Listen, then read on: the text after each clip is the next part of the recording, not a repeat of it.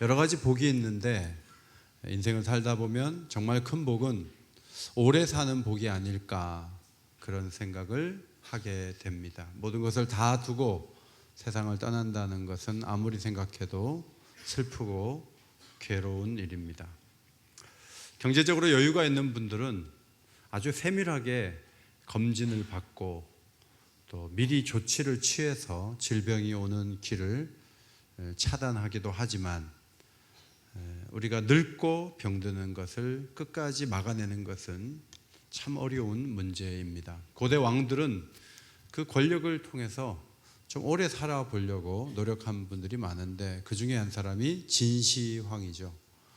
그 아버지가 주전 247년에 죽고 13살의 나이에 왕이 되었습니다. 그리고 40이 되지 않아서 그는 천하를 통일하고 1400개 현으로 나누어서 중국을 이끌어갔고, 외적의 침입을 막기 위해서 만리장성의 상당 부분을 축조했습니다. 성도 쌓고요. 그렇게 하다가 나이가 들어가면서 더 오래 살아야 되겠다, 그런 생각을 가지고 약초를 좀 구해와라. 또 목욕을 할 때도 특별한 물에 들어가서 목욕을 하려고 애를 썼다고 합니다. 그 약초 중에 하나가 영지버섯이라고 알려져 있습니다. 그래서 캄보디아 가면 영지버섯을 많이 선물하고 사오기도 하는데, 그런 것을 먹었나 봐요. 그래서 진시황이 몇 살까지 살았냐 하면 49살, 50도 안 돼서 죽었다는 거죠. 우리는 내세를 믿어요. 그래서 안 믿는 사람하고 우리하고 차이점이 있다면, 삶을 살아가는 태도가 다르고 죽음을 바라보는 태도가 다른데, 감옥에서 이 빌립보서를 쓰면서 삶과 죽음을 지금 말을 하고 있어요. 죽고 사는 문제를 계속 거론하는 게 20절부터 나오죠. 살든지 죽든지. 21절 죽는 것도 유익함이라. 22절 만일 육신으로 사는 이것이 내일의 열매일진데 무엇을 택해야 하는지 나는 알지 못하노라. 죽고 사는 문제를 계속 거론하면서 살아서 선교의 열매는 맺고 있지만 죽는 게 나한테 좋은지 사는 게 좋은지 잘 분간이 안 된다. 22절까지 그렇게 말씀을 하고 23절을 적고 있는데, 이게 바울의 마음의 이제 결정이죠. 앞에 보시고 한번 같이 읽겠습니다. 시작. 내가 둘 사이에 끼었으니 차라리 세상을 떠나서 그리스도와 함께 있는 것이 훨씬 더 좋은 일이라 그렇게 하고 싶으나. 죽고 사는 문제를 두고 이 둘 사이에 끼어가지고 하나를 선택하라고 한다면 죽는 게 낫다는 거죠. 왜냐하면 그리스도께서 함께 하시는 것을 언제든지 느낄 수 있는 세계가 천국이기 때문에. 우리가 이미 그리스도와 함께 있지만 하나님이 살아계신데 어떻게 이런 일이 벌어져? 내가 기도하고 하나님께 매달리고 선을 쌓아왔는데 하나님이 나한테 어떻게 이럴 수 있어? 이런 일이 이 세상엔 너무 많아요. 바울도 지금 감옥에 들어가 있잖아요. 그런데 천국 가면요, 앞을 봐도 예수님 계시고 뒤를 봐도 예수님 계시고 어제도 예수님 계시고 오늘도 예수님이 계시고 영원히 예수님이 계시는 완벽한 구원이 이루어질 수 있다는 생각을 해보니까 죽는 것이 훨씬 더 낫다, 이 결론에 도달하게 된 것이죠. 바울은 확실히 내세를 믿고 있었어요. 그런데 사는 것은 무슨 의미인가? 24절 말씀입니다. 앞에 보시고 읽겠습니다. 시작. 내가 육신으로 있는 것이 너희를 위하여 더 유익하리라. 엄마가 자신의 삶의 질이 좋아서가 아니라 자식을 위해 사는 것처럼 내가 육신을 가지고 사는 것이 빌립보 교인들을 위해서 더 유익하다, 그렇게 고백을 했습니다. 이것은 사명에 대한 거죠. 살아서 막 행복하고 날마다 기쁘고 너무 삶이 아기자기하고 재밌어서 살고자 하는 것이 아니라 교인들을 살려야 되겠다는 어떤 사명, 그 사명이 사는 것도 가치 있고 유익하다는 판단을 하게 했다 하는 것입니다. 25절입니다. 나는 이렇게 확신하기 때문에 여러분의 발전과 믿음의 기쁨을 더하기 위하여 여러분 모두와 함께 머물러 있어야 할 것으로 압니다. 그렇게 고백을 했습니다. 헬라어 원어를 번역을 해보면은 확실히 압니다. 그렇게 먼저 얘기한 다음에 두 가지를 안다고 먼저 얘기해요. 하나는 뭐냐면 메노라는 헬라어 단어를 쓰면서 머무는 것을 안다는 거예요. 반드시 사형 판결을 받을 수도 있지만 그래도 하나님이 살려주시면 내가 누군가와 거주하게 될 것을 압니다 하고, 그리고 그 다음에 파라메노라는 단어를 또 쓰면서 가까이 거하다, 가까이 머무는 것을 내가 확실히 압니다 그렇게 썼어요. 누구하고 가까이 있냐면 빌립보 교인들하고 가까이 있는 거예요. 그러면서 그는 두 가지를 해줄 수 있다고 확신하고 있었습니다. 하나는 빌립보 교인들의 발전을 위해서 도움을 줄 수 있다고 봤고, 또 하나는 기쁨인데 믿음의 기쁨을 돕는데 유익을 줄 수 있다, 그 사실을 사도는 확신하였습니다. 먼저 빌립보 교회의 발전을 위해서 무엇을 하겠다 하는 거죠. 프로코펜이라는 이 단어는 누가복음 2장 52절에서 예수의 지혜와 키가 자라며 했을 때 이 자란다는 단어가 프로코펜, 성장한다는 단어예요. 그러니까 빌립보 교회의 성장과 발전을 위해서 바울이 뭔가 기여하기 위해서는 살아야 된다, 이제 그렇게 고백을 했던 것이죠. 여러분, 살아있어야 도움을 주죠. 우리 옥인교회가 발전하려면 여러분들이 끝까지 살아 계셔야 돼요. 중간에 털고 그냥 가버리면 교회 발전에 아무런 도움이 되지 않죠. 오랫동안 교회 발전에 헌신자들이 되시기를 바랍니다. 그것이 우리가 살아있을 이유가 될 수가 있어요. 근데 바울은 지금 옥에 있잖아요. 그런데 옥에서 어떻게 교회 발전에 도움을 줄 수 있는가? 기도하는 거예요. 1장 13절에 내가 너희를 생각할 때마다 나의 하나님께 감사하며 간구할 때마다 너희 무리를 위하여 기쁨으로 항상 기도했다 하는 거예요. 생각하면 이렇게 감사한 사람들이 있어요. 눈을 감으면 이 교회들도 여러 교회가 있는데 갈라디아 교회나 고린도 교회나 좀 힘들게 하는 교회들이었어요. 그런데 빌립보 교회 그러면 막 기분이 좋고 하나님께 감사가 나오고 기쁘게 기도해주고 싶은 교회다, 그런 말이에요. 그러면 어떤 기도를 드렸는가? 1장 9절 말씀입니다. 앞에 보시고 같이 읽겠습니다. 시작. 내가 기도하노라 너희 사랑을 지식과 모든 총명으로 점점 더 풍성하게 하사 너희로 지극히 선한 것을 분별하며 또 진실하여 허물 없이 그리스도의 날까지 이르고 예수 그리스도로 말미암아 의의 열매가 가득하여 하나님의 영광과 찬송이 되기를 원하노라. 빌립보 교회 지금 한 1,000명 모이는데 3,000명 모이게 해주세요, 이런 기도를 드린 게 아니고요. 그 내면에 하나님의 사랑이 점점 더 풍성해져서 분별력 있는 사람들이 되게 해주세요. 그리고 예수님 오시는 그날까지 허물 없이 살게 해주세요. 그래서 주님 앞에 의의 열매를 맺어서 영광과 찬송을 올리는 그런 교회가 되게 해주세요라고 기도를 드린 거예요. 이 기도가 교회 발전에 굉장히 중요한 사역이 된다는 거예요.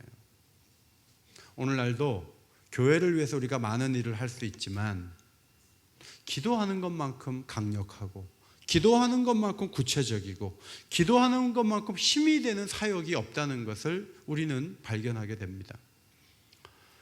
아이들을 키우면서 마음을 좀 바꿔놓아야 될 때가 있는데 잔소리를 했더니 더 거부 반응이 있어서 부모로부터 멀어지는 경우를 봤어요.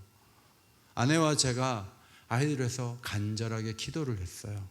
근데 아이의 마음이, 잔소리를 끝내고 기도를 했는데 아이의 마음이 바뀌어지는 거예요.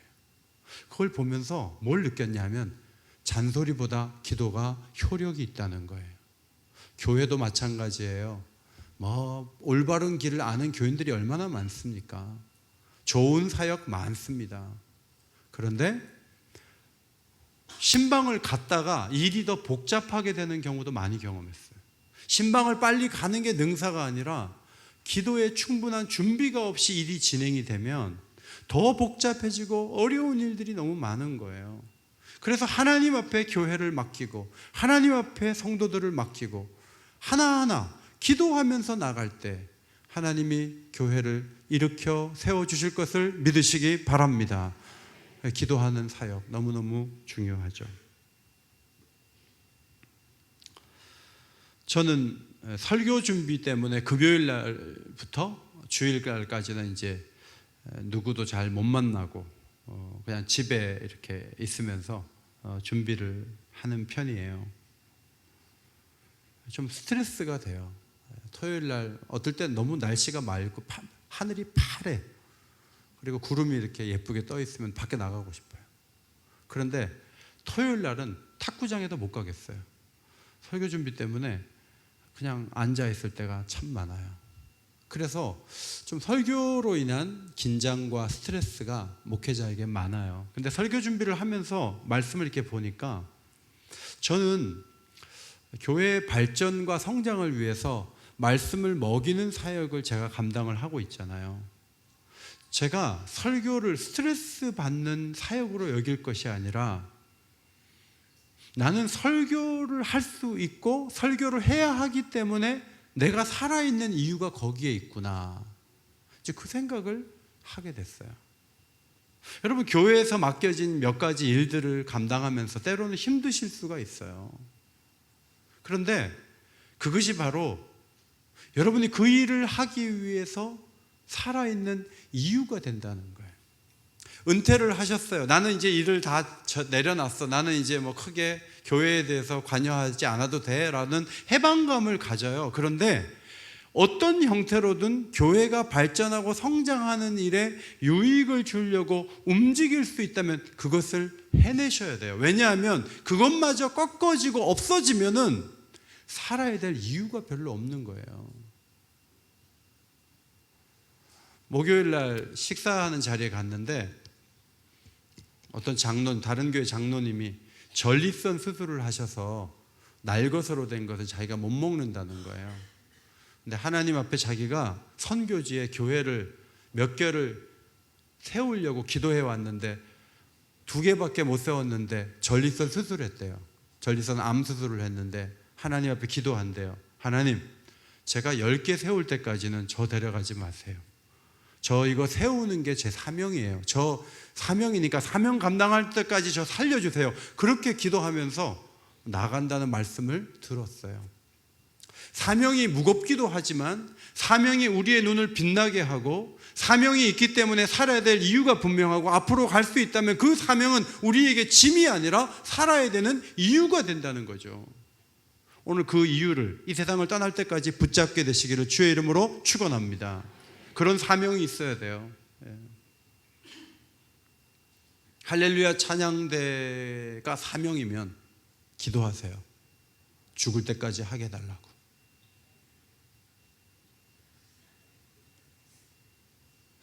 연말이 다가와서 하는 얘기예요. 우리에게 주어진 일들을 끝까지 붙잡고 달려가야죠. 은퇴하신 시니어들 가운데 이 교회 근처에서 하시는 시니어들이 새벽 기도를 목숨을 걸고 나오시는 분들이 계세요. 근데 그분들의 하루의 일과 가운데 새벽 기도에 나오는 거는 내 사명이다, 내 미션이다, 이런 믿음을 가지고 연세가 꽤 높으신데도 불구하고 최선을 다하는 분들이 계세요.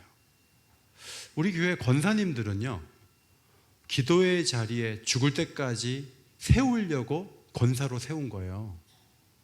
권사 됐는데 사명감이 없고 기도를 안 해도 괜찮다는 생각에 빠지면요, 대단히, 그러면 이 세상에 존재할 이유가 딴 데 있는 거예요. 주님이 피 흘려 사신 교회가 발전하고 교회가 성장하고 교회가 자라고 교회가 윤기나는 일을 위해서 뭔가를 내가 해야 되는데 그 중에 제일 우선적인 게 기도다 하는 게 권사님들의 사명이에요.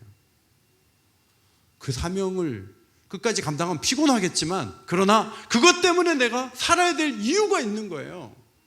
그 사명을 감당할 수 있는 힘과 용기와 담대함, 평안함을 주시기를 주의 이름으로 축원합니다. 그것이 우리가 기도해야 될 제목이죠. 갈렙이 헤브론 정복에 실패하고 45년이 흘러서 그의 나이가 85세가 되었어요. 여호수아를 찾아갔습니다. 저 헤브론 모세를 통해서 약속받았는데 저 올라가게 해주세요. 그래서 올라갈 때 그가 준비를 했다는 거예요. 45년 동안 그 목표를 두고 하나님이 언젠가 이 땅을 주신다고 했는데 그걸 한 번도 잊어본 적이 없다는 거예요. 그러면서 그가 준비하는데 영적인 준비도 잘했지만 체력적인 준비도 잘했어요. 여호수아 14장 11절에 내 힘이 그때나 45년 전이나 85세 된 지금이나 같아서 사명을 감당하기 위해서 그는 근육을 키웠어요. 젊었을 때 그 힘과 담대함을 유지하고 있었어요. 사명을 감당하기 위해서 그는 기도했어요. 그리고 85세인데 이루어 나가는 거예요. KFC를 만든 그 창업자는 60세가 넘어서 그 회사를 만든 거예요. 온 세계의 체인을 만든 거예요. 여러분, 닭고기 팔려고 60세 넘어가지고 힘을 기울여서 온 세계의 체인망을 깔았다고요. 나이가 문제가 아니에요. 사명이 있느냐 없느냐, 사명을 위해 집중하느냐 못하느냐, 거기에 차이가 있는 거예요. 갈렙 같은 인물은 얼마나 위대해요. 사명을 붙잡아야 돼요. 사명을 따라가야 돼요. 그래야 얼굴에서 이 눈빛에서 윤기가 나고요, 총기가 보이는 거예요. 그렇지 않으면 맨날 누구 얘기하고 막 그러는 거예요. 그러지 마세요. 여러분에게는 사명이 있고 그 사명을 감당하는 것이 우리가 살아야 될 이유라고 하는 거예요. 25절에 또 하나는 믿음의 기쁨을 위하여, 이 헬라어로 보면 발전 그리고 기쁨, 뒤에서 수식하는 말이 믿음의 기쁨을 위하여 난 살아야 된다, 살아있을 이유가 있다, 그렇게 고백을 해요. 이 기쁨은 믿음의 기쁨이니까 영적인 기쁨인데, 빌립보서에 기뻐한다는 단어가 굉장히 많이 나오거든요. 그거를 이렇게 보면 어떤 의미에서 기쁨인가가 드러나게 되겠죠. 자, 빌립보서 1장 18절, 무슨 방도로 하든지 전파되는 것은 그리스도니 이로써 나는 기뻐하고 또한 기뻐하리라. 이 말씀을 왜 했냐면, 바울이 옥에 있다는 얘기를 듣고 어떤 사람이 더 열심히 전도했어요. 전도했는데 전도가 잘 된 거예요. 더 많은 사람이 예수를 믿게 됐어요. 그래서 그 사람들이 왜 전도했냐면, 바울이 없어도 교회가 잘 돌아간다는 것을 증명해내서 바울보다 우리가 더 큰 일을 할 수 있다, 이걸 좀 시기심 때문에 얘기를 그렇게 한 거예요. 그런데 바울은 자기를 좀 초라하게 만들려고 전도한 것이지만 어쨌든 예수님이 전해지면 기쁘다는 거예요. 그런 자세, 그런 태도, 내 평판이 중요하고 내가 중요하고 그게 아니고 예수님이 올라가고 예수님이 인정받으면 된다는 그런 관점에서의 기쁨을 말하고 있죠. 그 다음 빌립보서 2장 17절, 만일 너희 믿음의 재물과 섬김 위에 내가 나를 전제로 드릴지라도 나는 기뻐하고 너희 무리와 함께 기뻐하리니, 그랬어요. 제사의 단계 가운데 전제라고 있는데, 이것은 포도주 액체를 제물 위에 부어서 액체가 뜨거운 제물 위에 부어지면서 기체가 돼서 향기가 돼서 하나님께 올라가는 거예요. 그러면 액체 자체가 다 사라지는 거예요. 빌립보 교인들의 헌신이 어떤 제사라고 제물이라고 한다면, 바울은 자신의 생명을 그 위에 부어서 하나님이 빌립보 교회 교인들의 헌신과 바울의 생명을 받을 수 있다면 그것을 기뻐하겠다는 거예요.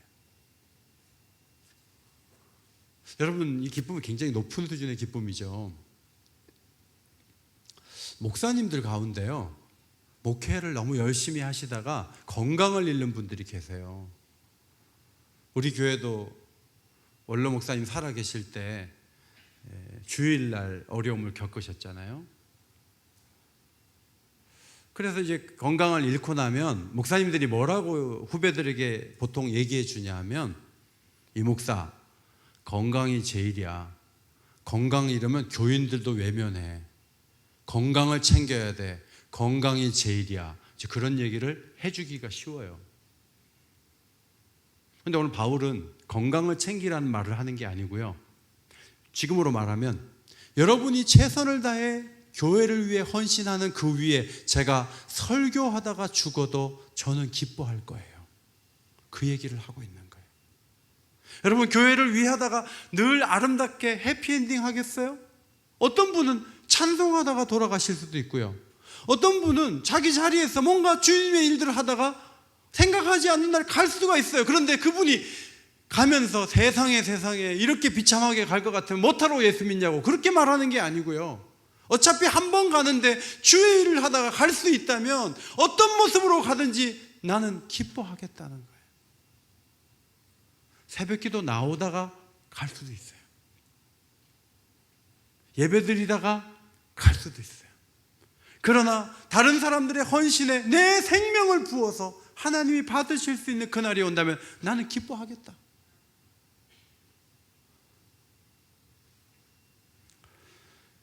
놀라운 기쁨이 마게도냐 교회 성도들에게 있었는데 그 이야기를 후서를 쓰면서 바울이 언급하죠. 고린도후서 8장 2절이에요. 환난의 많은 시련 가운데서 그들의 넘치는 기쁨과 극심한 가난이 그들의 풍성한 연보를 넘치도록 하게 하였느니라. 환난도 있고 시련도 있어요. 극심한 가난이 있어요. 뭐가 기뻐요? 그런데 기쁨이 있는 거예요. 환경은 너무 어렵고 힘든데 그 기쁨을 주체할 수 없는데 예루살렘 교회가 어렵다고 하니까 풍성하게 보내주는 거예요. 그 마음에 기쁨이 넘쳐서 환경은 도저히 기뻐할 수가 없어요. 그런데 마게도냐 교회 가운데 빌립보 교회가 있었거든요. 이들에게 기쁨이 있었어요. 넘치는 기쁨이 있었어요. 여러분의 삶에 크게 기쁜 사건은 없고 환경은 없다 할지라도 그저 예수로 인해서 기쁨이 있고 약속으로 인해 기쁨이 있고 은혜로 인해서 기쁨이 있고 그 기쁨은 계속 이렇게 샘처럼 넘치게 되시기를 주의 이름으로 축원합니다. 이것이 하나님 주시는 놀라운 축복이에요. 빌립보 2장 29절에 이러므로 너희가 주 안에서 모든 기쁨으로 그를 영접하고 또 이와 같은 자들을 존귀히 여기라. 빌립보 교회 성도들이 바울에게 에바브로디도라는 사람을 보냈어요. 그런데 그 사람이 바울을 돕다가 열악한 환경에서 병이 들었는데 죽을 뻔했어요. 죽으면 어떻게 하나. 그런데 하나님의 긍휼로 살아났어요. 바울은 그가 살아나자 빌립보 교회에 다시 보내면서 이 같은 사람을 기쁘게 영접하고 존귀히 여겨라. 목숨을 바쳐서 최선을 다한 사람 귀하게 여겨주라. 선교사님들 가운데 은퇴하시잖아요. 은퇴하고 병들어 있어요. 교회가 그런 분들을 귀하게 여겨야죠. 최선을 다해 교회를 섬기면서 연세가 많아지시면서도 기도의 자리를 지킨 분들이 있어요. 그런 분들을 존귀하게 여겨야죠.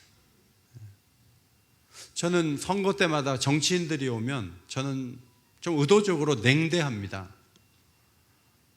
어떤 불교 신자는 교회에 와서 10분만 얘기할 수 있는 시간을 달라고 목회자들에게 연락하는 경우도 있어요.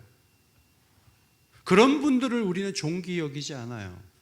그분이 아무리 세상에 높다 할지라도 여기 와서 호령하거나 자기 홍보할 수 없어요. 우리는 가진 것이 없는 것 같고 초라한 것 같지만 주님을 사랑하고 주 뜻대로 살고자 하면서 자신의 시간과 에너지를 헌신하고 달려온 사람들, 그들을 존귀히 여기고 귀하게 세워주는 그런 교회를 이루기를 간절히 소원합니다. 빌립보 3장 1절에 끝으로 나의 형제들아 주 안에서 기뻐하라. 기뻐하려면 밑에 기뻐하는 방법을 말해야 되는데 안전에 문제가 있다. 기쁨이 유지되기 위해서는 영적인 공격을 알아봐야 되고 막아야 된다 하면서 2절에 개들을 삼가고 행악하는 자들을 삼가고 몸을 상해한 일을 삼가라. 주의하고 삼가할 사람 대상들이 있고 행동이 있다라고 얘기하면서 그 대상을 개라고 얘기했어요. 아주 안 좋은 표현이죠. 외신에 의하면 지난 주간에 어떤 여성이 2년 동안 애완견 2마리를 키웠는데 그 개 2마리가 여주인을 물어 죽였어요. 2년 동안 목욕을 얼마나 시켰으며 얼마나 먹을 걸 많이 챙겨줬겠어요. 그런데 좀 이 큰 개가 어느 날 야수성이 드러났어요. 죽여버렸어요. 여러분 집에 물어가지고 약간 빨간 약 바를 정도 개는 괜찮은데 여러분 너무 큰 개는 키우지 마세요. 그 개가 확 변하면은 이 호랑이가 되는 거예요. 교회도 마찬가지예요. 겉으로는 천사같이 앉아있을지 모르지만 기회가 오면 야수성이 드러날 수 있는 영적으로 전혀 다른 세계의 사람이 존재할 수 있어요. 그들을 주의하지 않으면 기쁨이고 뭐고 아무것도 남아나지 않는다 하는 거예요. 3절에 보니까 성령으로 봉사하며 그리스도 예수로 자랑하고 육체를 신뢰하지 않는 우리가 할례파다 그랬어요. 여러분, 봉사를 하는데 자기 이름 내려고 봉사하는 분들 계세요. 특별히 뭐 선거 앞두고 좀 낯내려고 하는 사람들이 있거든요. 그 다음에 그 사람들의 특징은 절대 예수님 자랑 안 하고 자기 자랑합니다. 만나서 가면 밥 사는 건 좋은데 그저 자기 자랑, 자기 자식 자랑 막 그 얘기 들어주는데 너무 역겨운 거예요. 교인인데 그저 자기 자랑을 너무 많이 하는 거예요. 그러면서 육체적인, 육신을 앞세우는 그런 모습을 하고 있는 사람들이 있는데 우리는 전혀 반대의 사람이다 하는 거예요. 여러분, 어떤 자리에 갔는데 자기 자랑을 엄청나게 하는 사람 얘기를 듣고 왔어요. 그 사람은 목적이 교회 일하는 것도 다 계산이 있어서 교회를 하는 거예요. 그리고 자기 자랑 엄청나게 해요. 육신을 앞세우는 사람이에요. 근데 그런 사람 만나고 집에 오면 기쁨이 사라지는 거 아세요? 교회 다니기 싫어버려.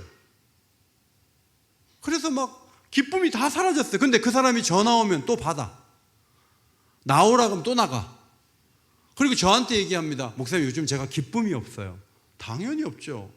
개들을 만나고 다니는 거예요. 그건 안 되는 거예요.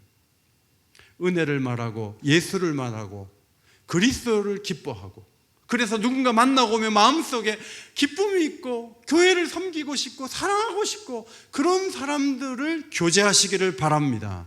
그것이 우리가 기쁨을 유지하는 중요한 방법이에요. 누구를 만나느냐가 너무너무 중요해요.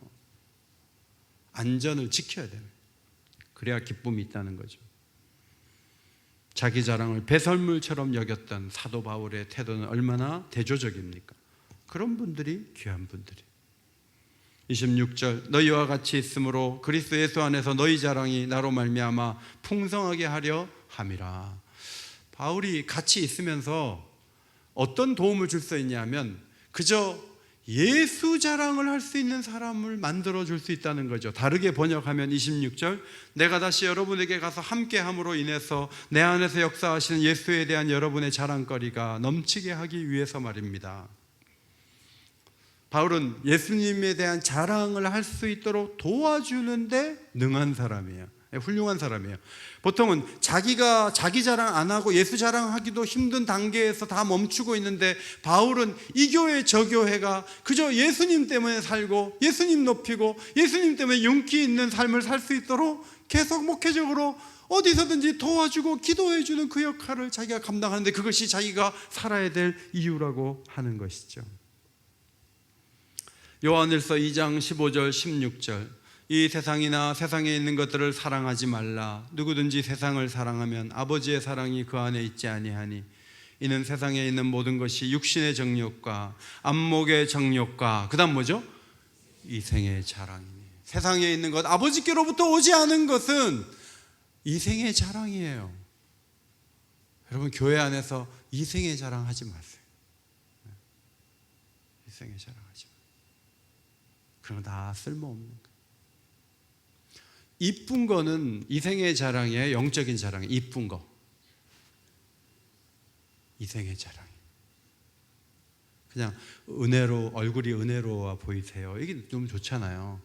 어떻게 이렇게 피부가 좋으세요? 그거 이생의 자랑이에요. 제가 정말 듣기 싫어하는 얘기 중에 하나는 저보고 잘생겼다고 하는 얘기예요.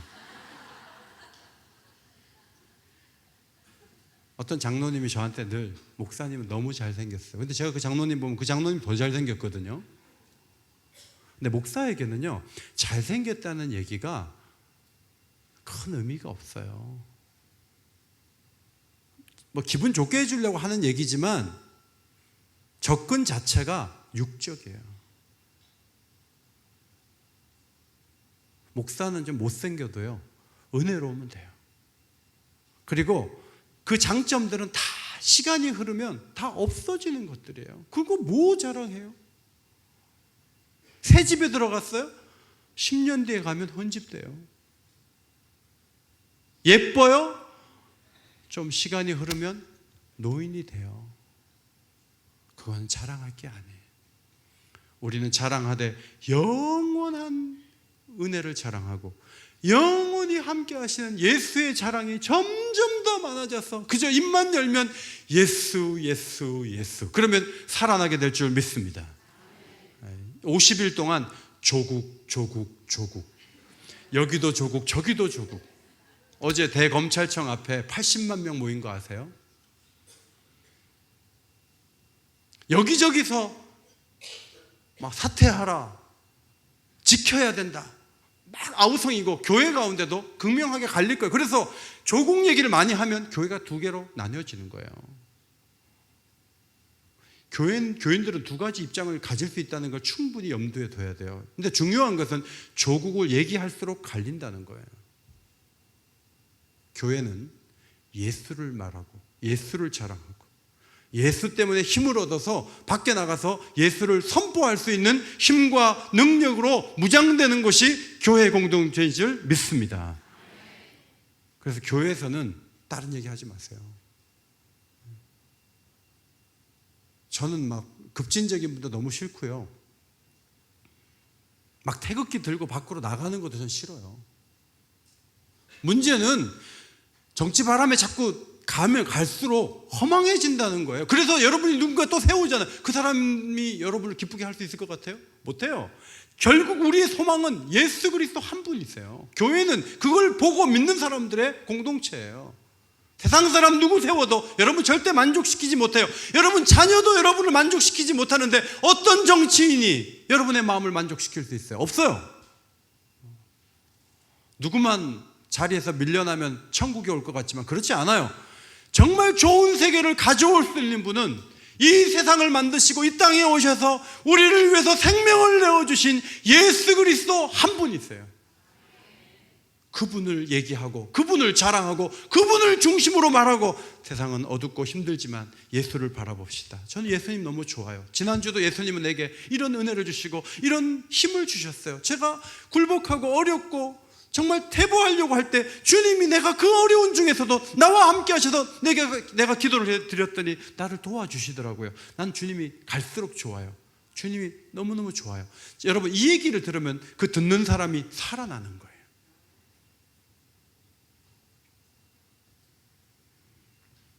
우리나라 2018년 통계로 10만 명당 자살자가 26.6명이에요. 그런데 어떤 보도를 보면 37명 자살하는 얘기도 제가 뉴스에서 봤어요. 대한민국은 세계에서 죽음의 그늘이 가장 짙게 드리운 나라예요. 여러분, 이런 나라는 없어요. 경제적으로 급성장했다고 하지만 모두가 죽어버리는 게 낫겠다, 그 생각을 스치면서 살아가는 나라가 이 나라예요. 복지를 잘해준다고요? 연금이 넉넉하면 살만하다고요? 천만에. 아무리 제도를 좋게 만들고 돈을 많이 준다고 해도요, 이 죽음의 그늘을 걷어내는 것은 복지가 아니에요. 제도가 아니에요. 하나님의 은혜가 임하고 예수 생명이 이 땅에 다가올 때 이 땅에 참 소망과 빛이 드러나게 될 것을 믿으시기 바랍니다. 그 일을 위해서 우리가 사명이 있어요. 살아야 된단 말이죠. 살아야 돼요. 3가지를 말씀드렸어요. 왜 삽니까? 누군가를 발전시켜야 됩니다. 그 누군가는 교회예요. 1차적으로 교회예요. 교회가 잘 돼야 돼요.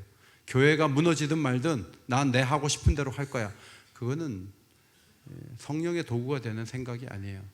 누군가 난 잘하게 할 거야. 2번째, 누군가 믿음의 기쁨이 점점 더 풍성해져야 되는데 내가 그 일을 위해 헌신하고 싶어. 그리고 자기 자랑 다 벗어버리고 예수 자랑이 있는 그런 공동체와 그런 사회를 만들기 위해서 정말 열심히 살아야 돼요. 열심히 기도해야 돼요. 눈빛이 더욱 반짝반짝해지고 이 어두운 사회 속에서 빛을 드러내는 하나님의 사람들이 다 되시기를 주의 이름으로 축원합니다.